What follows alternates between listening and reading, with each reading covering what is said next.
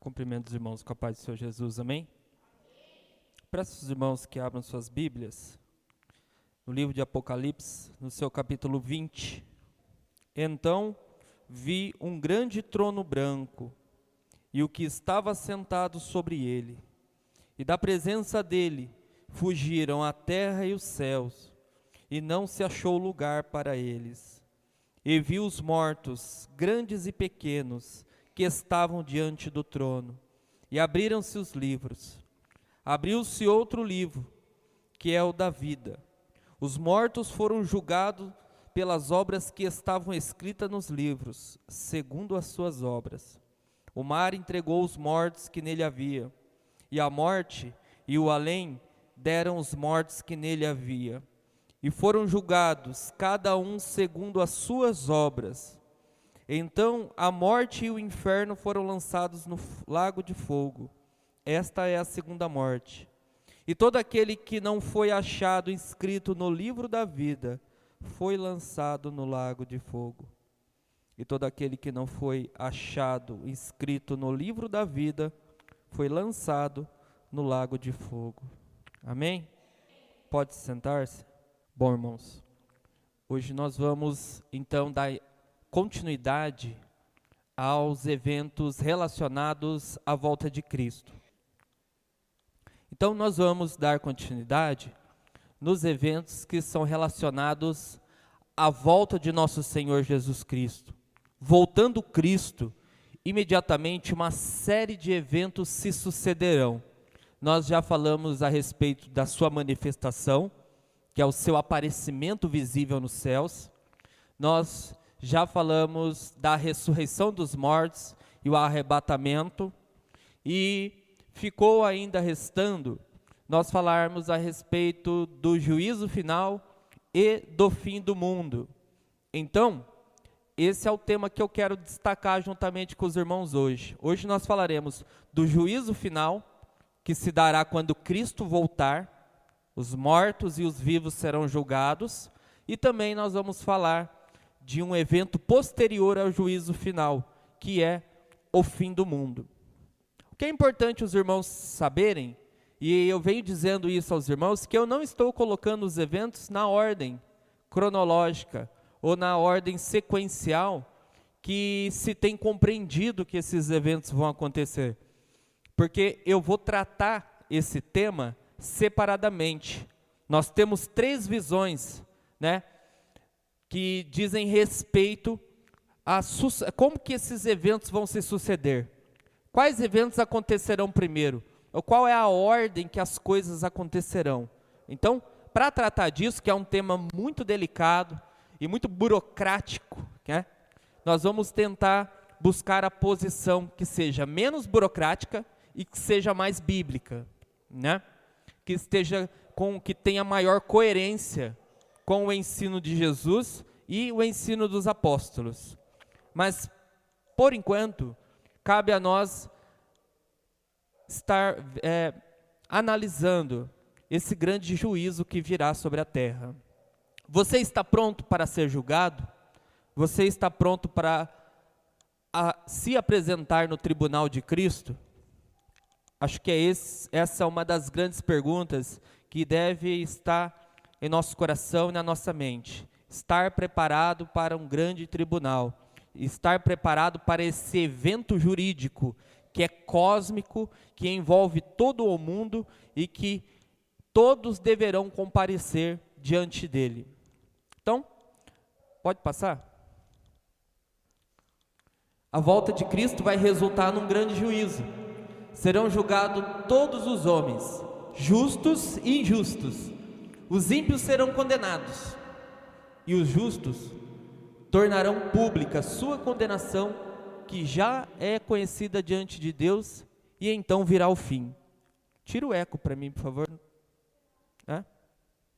Então, este evento ele é fundamental, porque será o evento em que Deus vai determinar o destino de cada pessoa, e que Deus, com justiça, irá pagar ou retribuir tudo aquilo que foi feito pelas pessoas, estando elas em vida.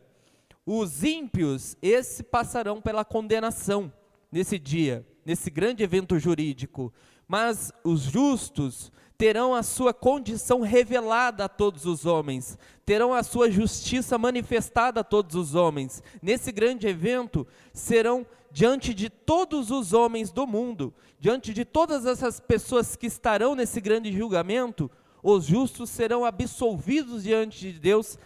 Haverá uma separação, porque Deus vai separar a igreja daqueles que vão para a perdição, e logo esse estado dos justos, né, essa condição de justos será conhecida diante de todos. É muito importante nós notarmos, por exemplo, em algumas passagens, que o próprio Jesus questiona e dá uma dura repreensão em pessoas que naquele grande dia vão questionar a respeito do veredito de Cristo, porque imediatamente elas saberão qual vai ser o seu destino, e elas dirão a Cristo: mas em teu nome nós profetizamos, em teu nome nós realizamos milagres e maravilhas, pregamos a palavra, mas Cristo fará ali publicamente o veredito final para que todos saibam. Então, mesmo que naquele grande dia haja questionamento sobre a decisão de Cristo, tornará-se-á pública a condição de todos os homens, inclusive os que dizem estar em Cristo. Naquele grande dia poderá haver grande surpresa desses que vão questionar a respeito da sua fé diante de Deus e serão rejeitadas pelo próprio Deus. Aos justos só resta tornar pública a todos os homens, mas quem vai fazer isso é o grande juiz, que vai dizer que estes são de fato justos e estão absolvidos, e esses são ímpios. Pode passar? E aí o juízo final vai determinar o estado eterno. Percebam bem esta palavra, estado eterno, de todos os homens. Por isso, esse é o evento mais temido, e até mesmo que a própria morte. Mais do que a morte é o temor do juízo final. Às vezes, se você questionar uma pessoa em relação à morte, dizer para ela: você tem medo da morte? Essa pessoa ela pode sinceramente falar alguma coisa em relação a isso, ela pode dar uma declaração, ela pode dizer, confiando em Cristo, com o coração fortalecido em relação à morte, mas quando você questiona essa mesma pessoa sobre se ela está preparada para passar por um juízo, ela pode sentir-se incomodada. Então, existem pessoas que não têm medo de morrer, ou pelo menos afirmam que não têm medo de morrer, mas que têm grande medo de ser julgado, de passar por um juízo, porque o juízo de Deus é justo, e Ele trará à luz tudo aquilo que está às escondidas. Então, para falar do juízo final, nós precisamos abordar esses 5 temas aqui, ó. E é o que eu quero fazer juntamente com os irmãos. Primeiro nós vamos verificar que o juízo final é um evento futuro. Com isso eu quero dizer que ele ainda não aconteceu. Cristo, Jesus Cristo será o juiz. Quais são os objetos do juízo? Ou seja, a que o juízo vai julgar? Qual é a base? Qual é o fundamento para essas pessoas serem julgadas? E, por último, nós vamos falar do caráter definitivo do juízo. Ou seja, que esse juízo é irrevogável. Pode passar. O juízo final é um evento futuro. Em alguns casos, Deus já manifestou sua justiça. Nas situações, por exemplo, em que levou Enoque e Elias para si. Quando ele enviou o dilúvio sobre a geração de Noé. Quando destruiu Coré na rebelião no deserto. Quando julgou Ananias e Safira por terem mentido ao Espírito Santo. Embora esses eventos sejam aplicações da justiça da parte de Deus, ainda haverá um juízo definitivo para essas pessoas. Por incrível que pareça, todos esses eventos aqui que ocorreram, por exemplo, nós temos o dilúvio, o dilúvio em que está relacionado Noé e a arca, e às vezes nós pensamos que ali já foi decretado um juízo sobre aquelas pessoas, e esse juízo já condicionou todas elas ao inferno. Mas, diferente disso, existiam pessoas naquela geração que não se corromperam, por exemplo, crianças. Nós temos aí uma declaração de que a geração de Noé era uma geração corrompida, mas Deus não julgará, por exemplo, as crianças com os adultos. Ali, bebês praticamente morreram no dilúvio. Pessoas inocentes morreram no dilúvio. Então, por mais que Deus aplicou a sua justiça, isso não quer dizer que essas pessoas já receberam um juízo definitivo.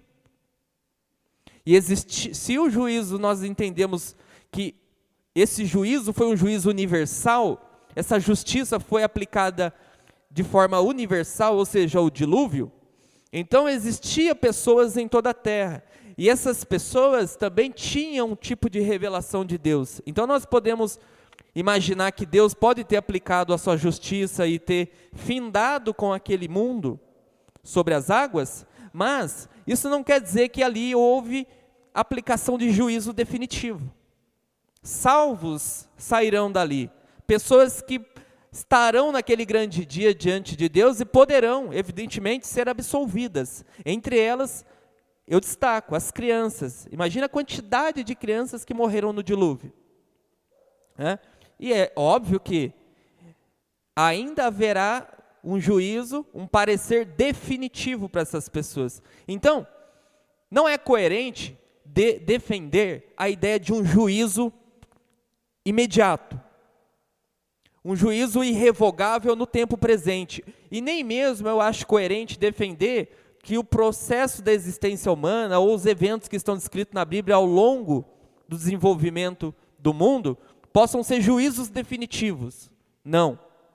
Existem inocentes em todo esse processo, e que vão se manifestar, vão receber um juízo definitivo naquele grande dia, no dia da volta de Cristo.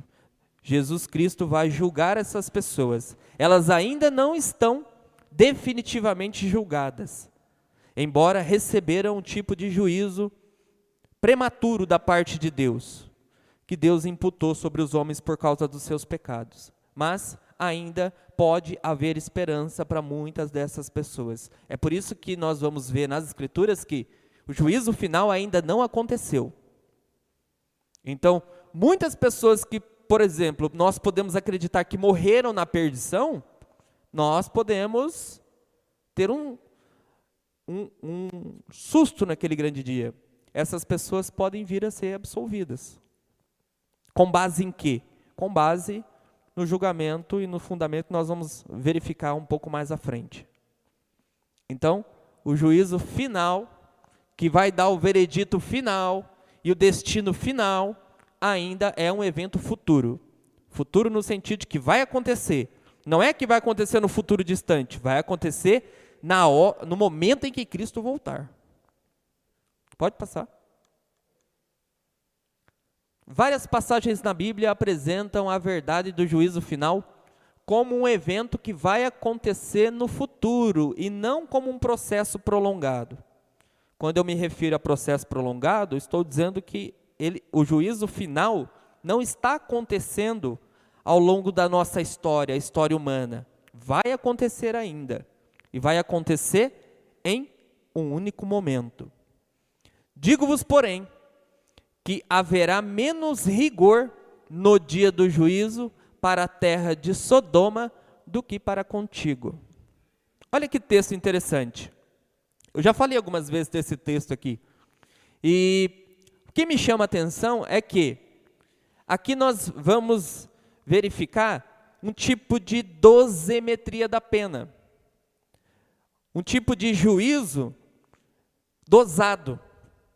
Aqui Jesus está dizendo para as 3 cidades impenitentes, que não receberam os milagres, não creram nos milagres de Jesus e não se arrependeram, por isso são impenitentes. Ele está dizendo que naquele grande dia haverá um juízo, e haverá mais rigor, menor rigor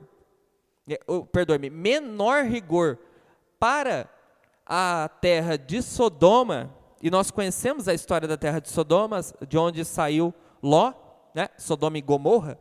Naquele dia vai haver menos rigor quando Cristo for julgá-los do que para essas cidades impenitentes. Betsaida, Carfanaum e Corazim. Essas 3 cidades receberão um juízo mais duro, enquanto Sodoma vai receber um juízo com menor rigor. E qual é o fundamento para que Cristo aplique um juízo com menor rigor para um e maior rigor para outro? O próprio Jesus disse que se em ti houvessem, ou seja, se em Sodoma e Gomorra tivessem feito os milagres que em ti foram feitos, em ti, ele se refere às cidades impenitentes, muitos haviam crido e se arrependido. Ou seja, vocês receberam maior revelação, então vocês são mais culpados. Vocês receberam uma revelação plena, que é o próprio Deus encarnado operando milagres aos olhos nus das pessoas. As pessoas viram, contemplaram com os olhos. Então estes vão ter um juízo mais pesado, enquanto Sodoma e Gomorra vão ter um juízo mais leves. A ideia de que há uma dosimetria no juízo, que há um juízo proporcional, isso não é injustiça, porque Deus é justo. E é evidente que se você recebeu mais de Cristo, você esteve com Cristo, você viu Cristo, você tem que receber um juízo maior do que aquela pessoa que não viu. Então, veja que ainda essas cidades de Sodoma e Gomorra não foram julgadas. E mesmo de Sodoma e Gomorra podem sair justos. Nós falamos tanto do pecado de Sodoma e o pecado em Gomorra, e naquele grande dia, pode ser que pessoas da terra de Sodoma e Gomorra possam ser salvas. E nós podemos, com uma revelação plena, ir para a perdição. Então, Jesus diz: digo-vos, porém, que haverá menor juízo, menor rigor, e ele diz, no dia do juízo, apresentando o juízo ainda como um evento futuro. Para aqueles que pensam que Sodoma e Gomorra já foram definitivamente julgados, não. Nós verificamos aqui que o juízo final, que vai decretar o estado final, ainda ocorrerá. E essas cidades virão e vão ser julgadas. Portanto, ele estabeleceu um dia em que há de julgar o mundo com justiça. Apóstolo Paulo, em Atos capítulo 17, versículo 31, onde ele está discursando e fazendo uma defesa da fé cristã, ele apresenta, aqui é o momento em que ele introduz a Jesus Cristo, e apresenta que Jesus Cristo, um dia, vai julgar o mundo, e esse dia já foi estabelecido. Um dia, aqui, está como indeterminado, mas é evidente que o apóstolo Paulo, em toda a construção do texto, ele está mostrando para aquelas pessoas que o juízo ainda não aconteceu, vai acontecer, e que Deus foi até então tolerante, não imputando sobre eles os seus pecados, porque Deus, sendo tolerante, está reservando o mundo para o dia que estabeleceu, o dia do juízo, que ainda há de vir sobre todas as pessoas do mundo. Então, nas palavras de Paulo, Deus estabeleceu um dia, e nesse dia ele vai julgar o mundo com justiça. Pode passar. Mas os céus e a terra que agora existem pela mesma palavra se reservam como um tesouro e se guardam para o fogo, até o dia do juízo e da perdição dos homens ímpios. Olha que interessante. Novamente, mais um texto para nós defendermos que o juízo final é um evento futuro e que o veredito final de todos os homens ainda não foi decretado por Deus. Veja, aqui nós podemos ver que Deus estabeleceu um dia para o juízo, E que até que esse dia aconteça, isso que nós chamamos de mundo, de céu e terra, estão sendo reservados como um tesouro. Em outras palavras, em outras traduções nós estamos vendo preservados como um tesouro, e estão sendo guardados para aquele grande dia, em que ele exercerá um juízo, e esse dia do juízo aqui ele apresenta como o dia da perdição dos homens ímpios. É um ponto de vista do apóstolo Pedro. Então, céus e terras naquele grande dia estão reservados para o dia do juízo, assim como também os homens ímpios. Mais um texto agora do apóstolo João. Ele diz assim: e eu vi os mortos, os grandes e pequenos que estavam diante de Deus, e abriram-se os livros, e abriu-se outro livro, que é o da vida, e os mortos foram julgados pelas coisas que estavam escritas nos livros, segundo as suas obras. Aqui nós estamos vendo um texto apocalíptico de João, e é evidente que João recebeu uma revelação de algo que ainda estava para acontecer. Todo o Apocalipse são revelações, ou boa parte dele, que algumas coisas que ali estão descritas já ocorreram no primeiro evento da volta de Cristo, mas a grande parte deles, inclusive esta visão aqui, ó, que o apóstolo João teve do futuro, é uma visão que está associada ao grande dia do juízo, porque os mortos foram julgados, e a ressurreição dos mortos se dará quando? Exatamente no dia da volta de Cristo. Jesus Cristo virá, ele ressuscitará os mortos e imediatamente estabelecerá um grande juízo. E é interessante esse texto, porque aqui Jesus é apresentado como um grande juiz, que está sentado em um grande trono, a julgar as nações e o mundo. Então, por essa ser uma mensagem apocalíptica, e João está vendo uma coisa que ainda há de acontecer, é mais um texto que fundamenta a nossa ideia, de que o juízo final não ocorreu ainda. O juízo final é um evento futuro. Podem passar. Segundo ponto, em relação ao juízo final. Quem será o grande juiz? Jesus Cristo. Jesus apresentou-se a si mesmo, assentado em um trono glorioso e julgando todas as nações e revelando o segredo dos homens. João diz que ele é nosso advogado, porém no final, no juízo final, ele será o grande juiz. Olha que interessante. O mesmo Jesus que hoje nos advoga diante o Pai e nos imputa sua justiça mediante arrependimento e fé, é o mesmo Jesus que naquele dia nos condenará eternamente. O mesmo Jesus que deu a vida para salvar os pecadores, é o mesmo Jesus que lançará os pecadores no inferno, que dará um destino final para eles. Então, esse Jesus a qual amamos hoje e entregamos a nossa vida, é o mesmo Jesus que estará sentado lá na frente, no seu juízo, do qual nós estaremos presentes nesse grande dia. Ele será o grande juiz, é Ele que vai julgar. Então, se hoje Ele nos defende, naquele grande dia Ele nos acusará. Ele acusará os nossos pecados. Se hoje é Ele que trata os nossos pecados, naquele grande dia, Ele vai expor para todas as pessoas os nossos pecados, vai expor publicamente as nossas vergonhas. Há muitas pessoas que têm medo de terem os seus pecados expostos, né? Os seus segredos expostos, mas isso vai acontecer de uma forma ou de outra, e vai ser público, porque todos vão se apresentar diante desse grande juiz, e de Deus ninguém se brinca. Os olhos de Deus verão tudo aquilo que os homens que estão ao nosso redor não podem ver, que as pessoas que estão ao nosso redor não podem ver, que as nossas aparências escondem, mas que aquele grande dia ninguém vai poder esconder, e Ele vai dar o veredito final a respeito de onde você vai ficar o resto da sua eternidade, e vai dizer: aquilo que hoje as pessoas pode ser que não veem em você.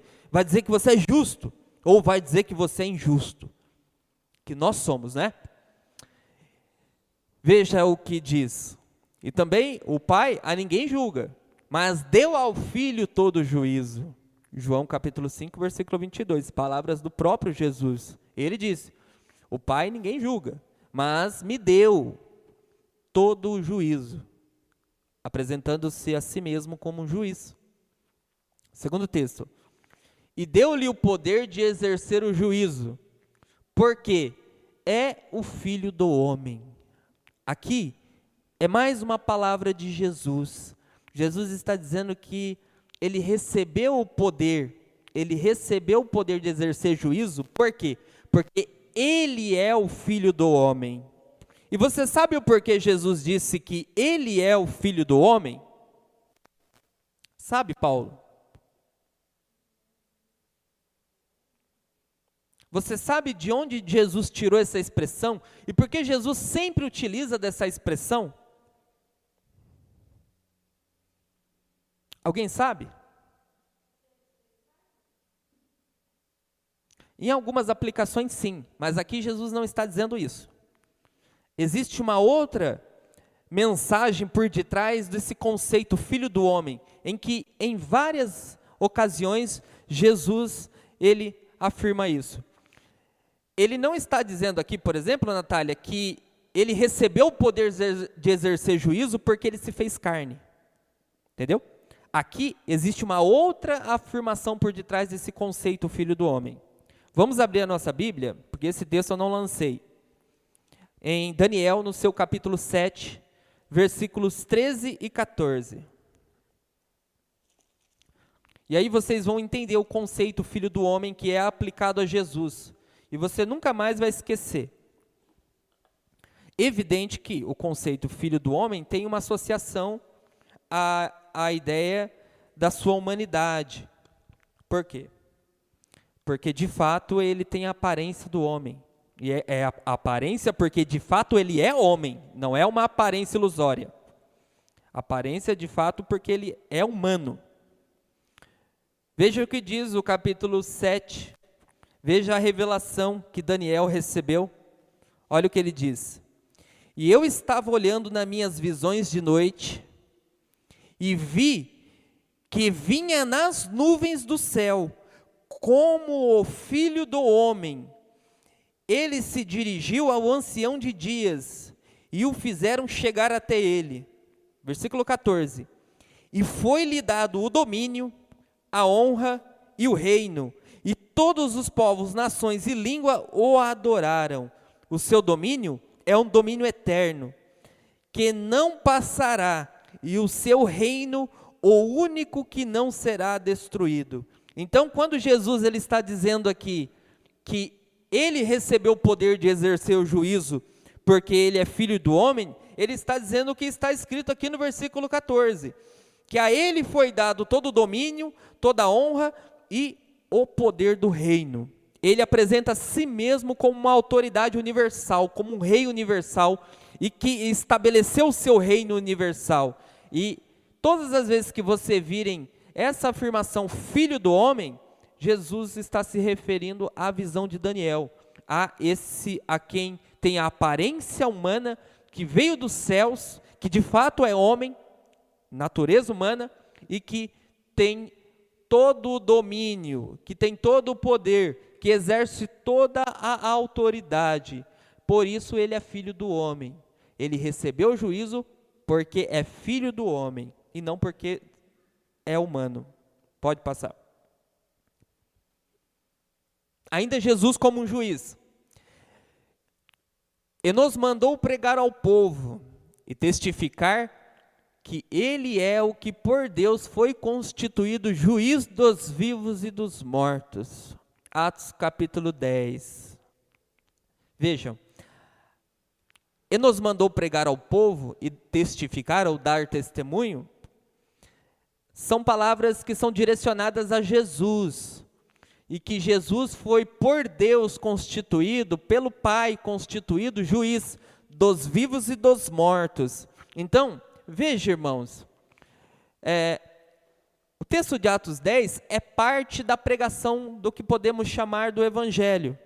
É parte da pregação da primeira igreja e deve ser parte da nossa pregação. Nós temos que dizer aos homens que Jesus foi constituído pelo Pai juiz dos vivos e dos mortos. Essa é parte da mensagem que Jesus ordenou que a igreja pregasse. E é um tipo de mensagem que às vezes nós recusamos em afirmar aos homens, porque nós queremos apresentar um Jesus mais doce, suave como o mel, né? Mas veja bem, esse mesmo Jesus vai julgar a todos os homens, porque ele é juiz. Ele foi constituído juiz, e nesse grande dia, ele estará assentado num trono branco, e todas as nossas obras estarão diante dos olhos dele, porque ele é juiz dos vivos e dos mortos. Porquanto tem determinado um dia em que com justiça há de julgar o mundo, por meio do homem que destinou, e disso deu certeza a todos, ressuscitando dentre os mortos. Novamente aquele texto que eu citei, Atos 17:31, e dessa vez fazendo a afirmação de que Deus, além de ter determinado um dia, o que nos dá a ideia de que o evento é um evento futuro, ele ressuscitou a Cristo, porque Cristo é o homem a quem Deus destinou para que com justiça possa julgar o mundo. Essa era a mensagem de Paulo quando estava no Areópago, num lugar em que os poetas e que os filósofos se juntavam, era praticamente uma escola de filosofia, e ali eles falavam das novas filosofias, e Paulo apresentou o Evangelho como uma nova filosofia, né? E houve grande escândalo quando ele fez essa afirmação, de que Deus ressuscitou a Cristo dentre os mortos, embora ali ele também tenha ganhado algumas almas para Jesus, entre eles um tal de Dionísio e algumas pessoas. Porque todos devemos comparecer ante o tribunal de Cristo. Percebam uma coisa, todos devemos comparecer, é uma afirmação universal, diante do tribunal de Cristo, para cada um receba segundo o que tiver feito por meio do corpo, ou bem ou mal. Olha que interessante, ou bem ou mal. E o tribunal pertence a quem? O tribunal pertence a Cristo. O tribunal de Cristo, a vara de decisões de Cristo, para receber aquilo que tiver feito, seja bem ou seja mal. Ou seja, os justos e injustos serão julgados por Cristo naquele grande dia. Até para que se cumpra a palavra de que naquele grande dia ele vai separar as ovelhas dos bodes. Vinde a mim, né? Ou apartai-vos de mim. Nesse grande dia acontecerá isso. Os justos vão receber a sua recompensa, vão receber o seu galardão, o galardão daquilo que tiverem feito por meio do corpo em Cristo. E os ímpios receberão toda a sua paga, né? A sua condenação por aquilo que fizeram no corpo sem Cristo.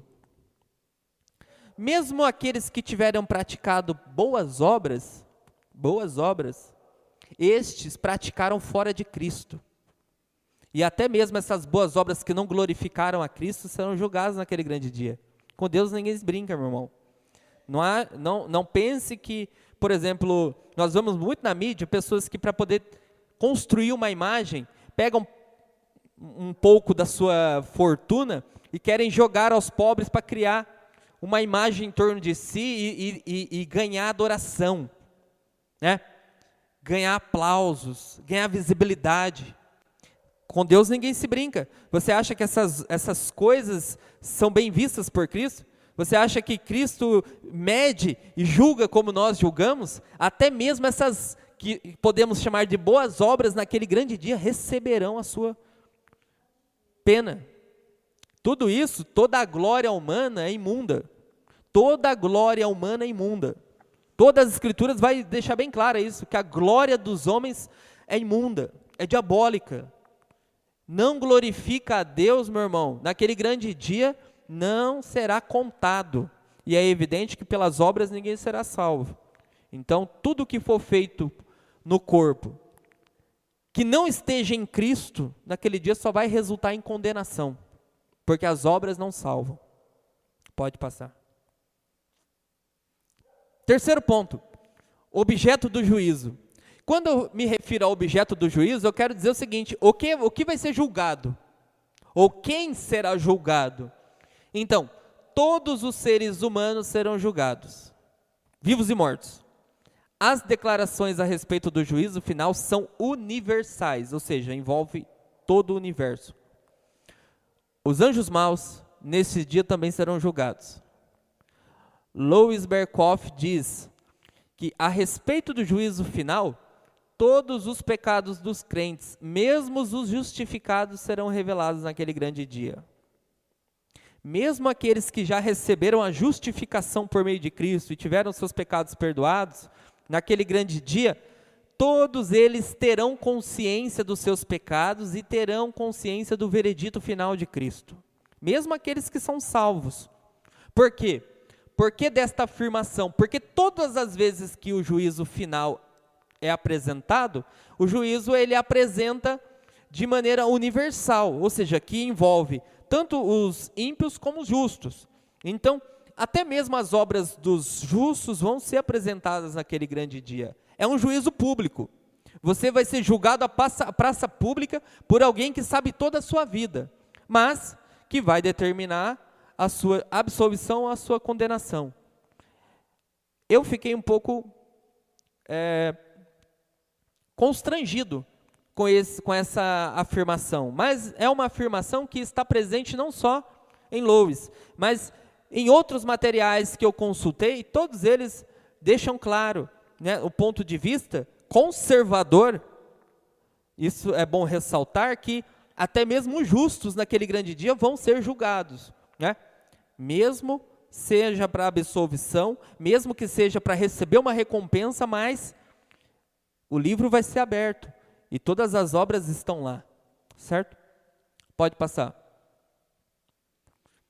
Todas as nações serão reunidas diante dele, e apartará um dos outros, como um pastor aparta os bodes das ovelhas. Mateus 25, 32. Veja que texto. E aqui ele apresenta o mundo em seções, os chamando de nações. Todas as nações, todas serão reunidas, juntas. Imagina a grande multidão que estará diante do trono. E diante dele, ele vai apartar, e aqui a figura que Jesus usa, da mesma forma como um pastor aparta o seu rebanho de bodes e ovelhas. Segundo texto, porque se Deus não perdoou os anjos que pecaram, mas havendo lançados no inferno, os entregou às cadeias da escuridão, ficando reservados para o juízo. Até mesmo os anjos que não guardaram seu principado, ou seja, que não se submeteram ao governo de Deus, eles estão reservados.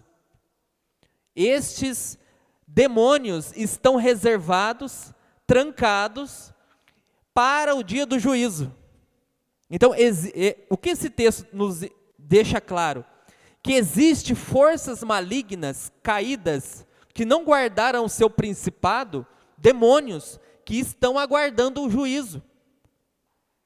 Demônios que estão trancados, aguardando o juízo. Assim como Satanás está trancado, aguardando o juízo. Assim como Satanás está trancado, aguardando o juízo. E isso é uma coisa que eu vou falar um pouco mais à frente. Você acha que se Satanás estivesse nesse mundo, haveria ainda um pouco da paz que nós temos? Você acha mesmo que o príncipe das trevas, com todo o poder, se ele estivesse solto nesse mundo, o mundo estaria como está? Ele vai ser solto.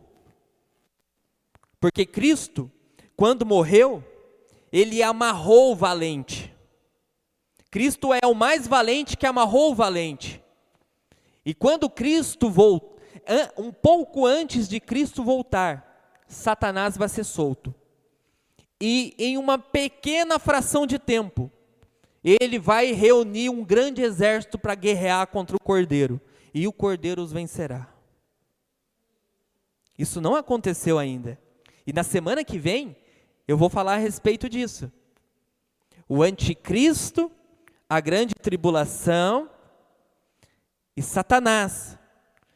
Estes vão anteceder a volta de Cristo. Nesse grande dia que Cristo voltar, todos serão julgados. Então, não somente Satanás, mas demônios poderosíssimos estão guardados e trancados.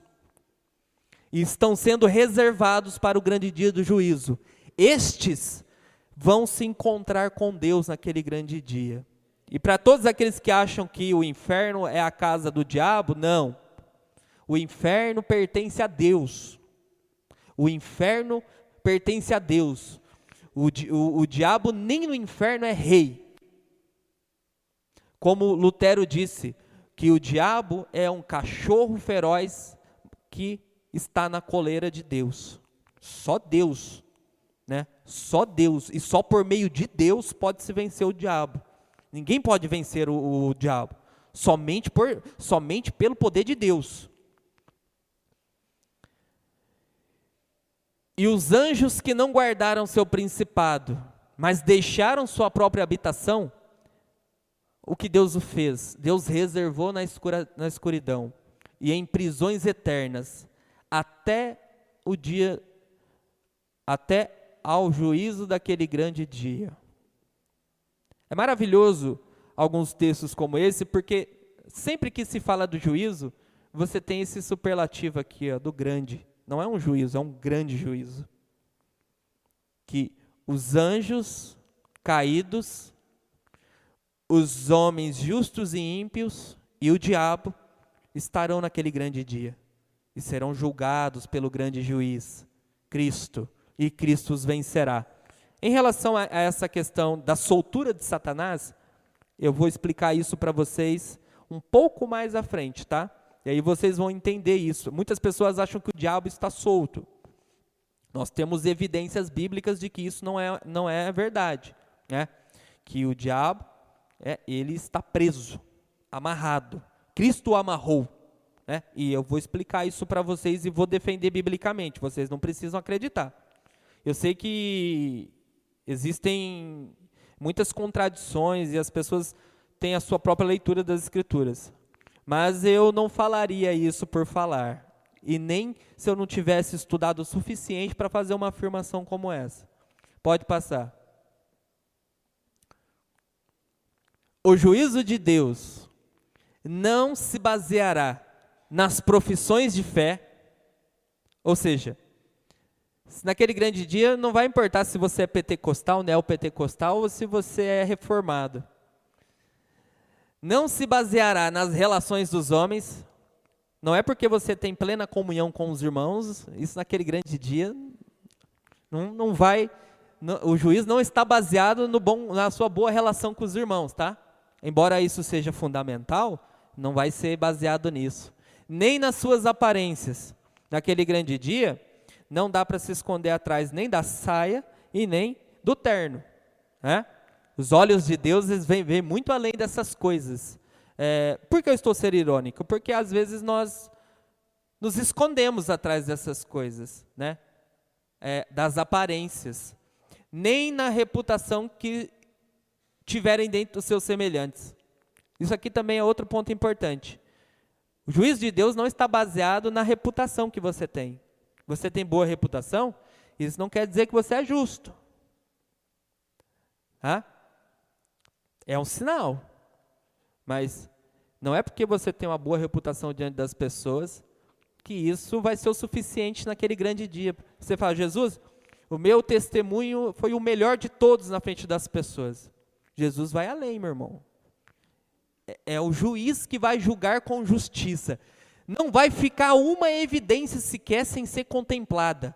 Deus, ele já tem tudo a nosso respeito. Então, não dá para se esconder atrás de uma reputação diante dos homens. Mas, em que vai ser pautado ou em que vai ser baseado o juízo? No verdadeiro caráter, que Deus vê com seus olhos, e na conduta. Nosso verdadeiro caráter e conduta. Embora aqui nós temos, nessas afirmações que eu fiz, traços de caráter e conduta, a palavra verdadeiro aqui distingue uma conduta da conduta correta.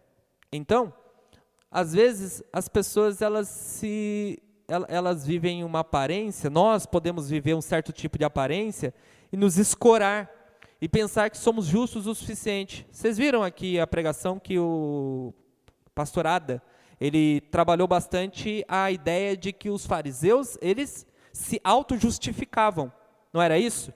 Eles eram justos, né? Mas Jesus, ele era conhecido como o iconoclasta. Jesus era aquela pessoa que quebrou a imagem. O iconoclasta é aquele que quebra imagens. E aquela imagem que os fariseus tinham, Jesus pegou como se pega um vaso na mão e taca no chão. Jesus expôs eles. Por quê? Porque os homens viam a aparência, mas Jesus conhecia os corações. É por isso que Jesus descortinou, desnudou os fariseus, coisa que ninguém fazia, porque os fariseus eram homens de grande estima, que as pessoas nas praças iam até eles para dar as mãos para eles, né?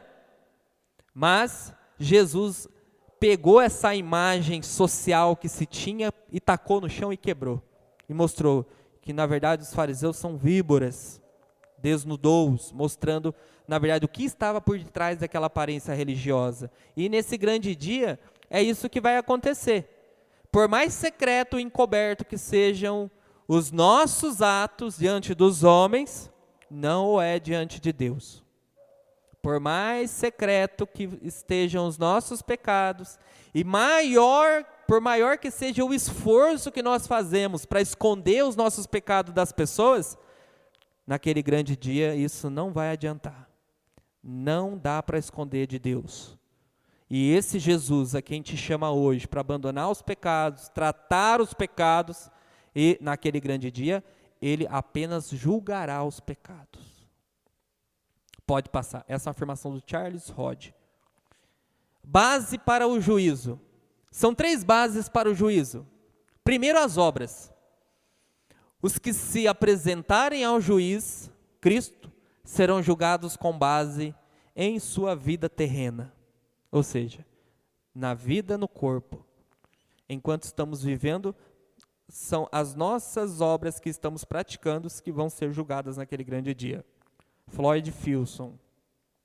A base ou a matéria do juízo são as obras feitas no corpo. Charles Hodge. Cada um receba a retribuição pelo que fez por meio do corpo. Paulo de Tarso. Conhece Paulo de Tarso? Conhece? Então, conhecido como apóstolo Paulo, em 2 Coríntios, capítulo 5, versículo 10. Então, fundamentando-se nesta fala do apóstolo Paulo, cada um, naquele grande dia, vai ser julgado e vai receber a retribuição por aquilo que fez por meio do corpo. Então, a base do juízo, primeiro, o que vai ser posto na balança? As obras. A grande balança estará lá, simbolicamente. E o que vai ser colocado em cima dela? Obras. Pode passar. Segundo, para a base do juízo, a palavra de Deus. Veja, quem me rejeita e não recebe as minhas palavras já tem quem o julgue. A própria palavra que eu tenho proferido, essa há de julgá-lo no último dia. As palavras de Jesus, ou mesmo a pessoa de Jesus, todo aquele que rejeita Jesus já tem quem julgue. As próprias palavras que Jesus proferiu vão servir de fundamento para julgá-lo no último dia. Todos aqueles que desprezaram a Bíblia, a palavra de Deus, que revela a pessoa de Jesus, nosso grande Salvador, todos esses que o rejeitam naquele grande dia vão ser julgados por essa mesma palavra. todas as suas obras vão ser condenadas, porque essa palavra é verdadeira e universal. Todos os homens, em todos os lugares, vão receber esse veredito. Evidentemente, aqueles que conheceram essa palavra, né?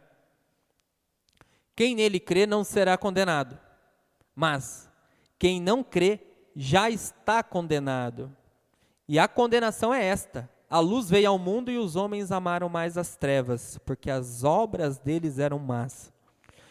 Aqui nós estamos vendo que Jesus disse que quem não crê já está condenado. Só que essa condenação ainda pode ser revogada, porque Jesus está fazendo referência à morte espiritual. Alguém que está vivo no corpo, né?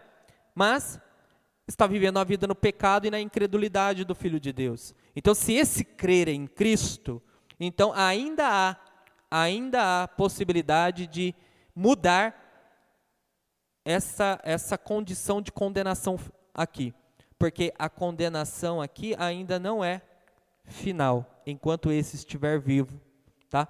Diferente dessa aqui, do último dia. E qual é a base da condenação? Simples: a luz veio ao mundo e os homens amaram mais as trevas. Por isso são condenados os homens, porque amam mais as trevas. Jesus veio ao mundo como luz, mas os homens amam mais as trevas do pecado, porque as suas obras são más. Entendeu, Paulo? Pode passar. Terceira base para o juízo: a luz da revelação.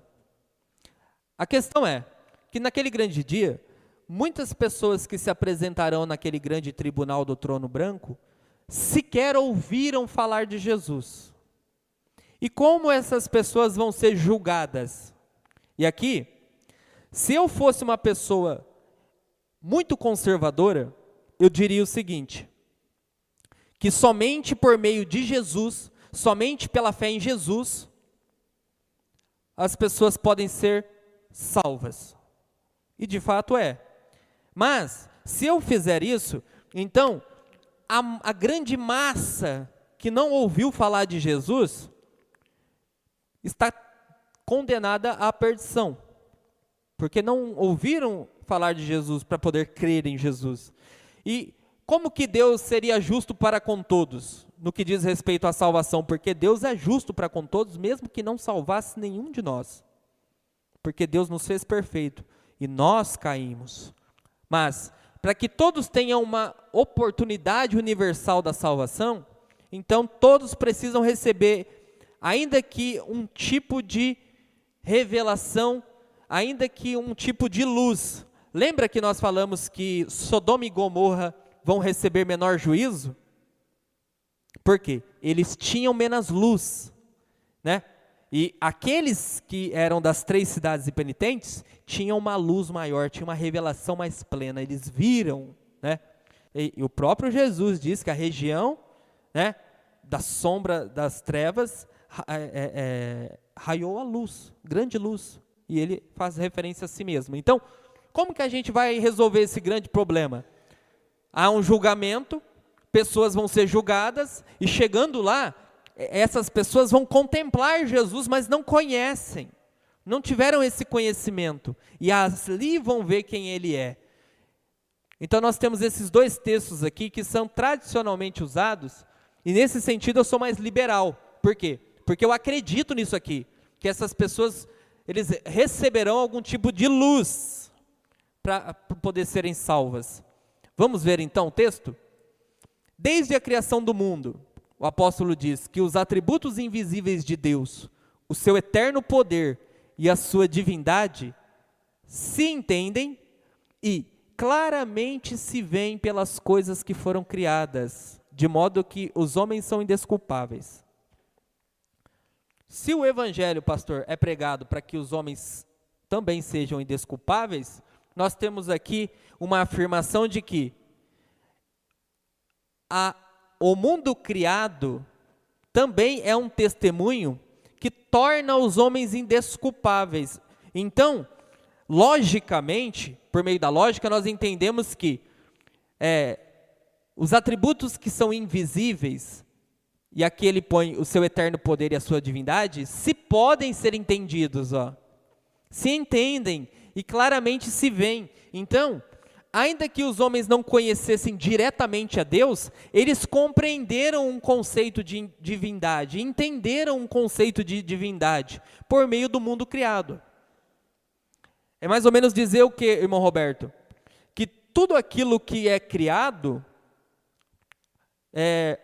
conclusivamente demanda a existência de um Criador. Logo, se o Criador criou aquilo, ele é maior do que aquilo que ele criou. Então, essa ideia é uma ideia que leva as pessoas, que estão espalhadas nas mais remotas áreas onde Cristo não chegou, onde o conhecimento de Deus não chegou, onde o conhecimento do Deus de Israel não chegou, esse entendimento e essa percepção de que há um Criador, há um Deus, isso é um tipo de revelação. E as pessoas vão ser julgadas por meio dessa revelação. Por quê? Se eles são indesculpáveis, logicamente é porque eles têm um entendimento. E o apóstolo Paulo diz que, em relação a Deus, se pode ser entendido e claramente se pode ser visto.